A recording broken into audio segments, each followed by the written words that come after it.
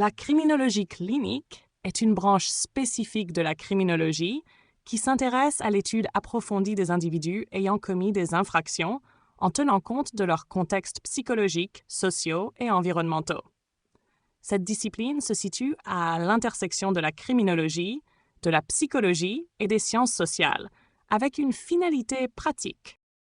Comprendre les comportements délinquants pour prévenir la récidive et faciliter la réhabilitation. Définition et objectifs de la criminologie clinique. 1. Définition. Étude des comportements criminels à travers une analyse individualisée des délinquants, en tenant compte de leurs particularités personnelles et de leurs expériences de vie. 2. Objectifs principaux. Comprendre les facteurs qui conduisent un individu à commettre un acte criminel. Évaluer la dangerosité ou le risque de récidive. Proposer des mesures de traitement ou de réhabilitation adaptées à chaque individu. 2. Fondements et principes. 1. Approche individualisée. Chaque cas est unique et nécessite une analyse spécifique antécédent, contexte social, troubles psychiques, etc. 2. Interdisciplinarité.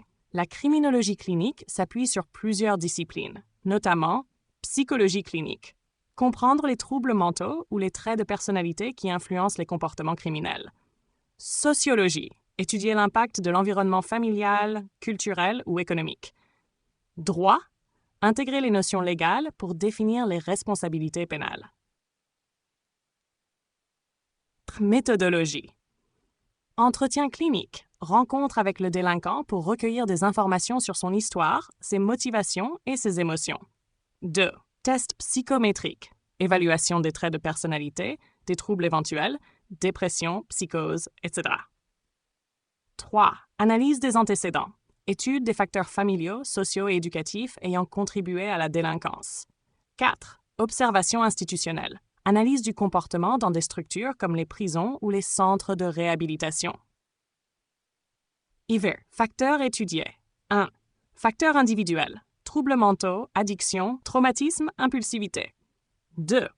Facteurs sociaux. Précarité, marginalisation, appartenance à des groupes criminels. 3. Facteurs environnementaux. Violence familiale, absence de modèle éducatif. Application. 1. Évaluation des risques. Prévoir la dangerosité et les chances de récidive d'un individu. 2. Plan de réhabilitation. Proposer des thérapies ou des accompagnements pour réinsérer l'individu dans la société. Collaboration avec la justice. Fournir des expertises pour orienter les décisions judiciaires. Aménagement de peine, placement en institution, etc. Vices, limites et critiques. Limites.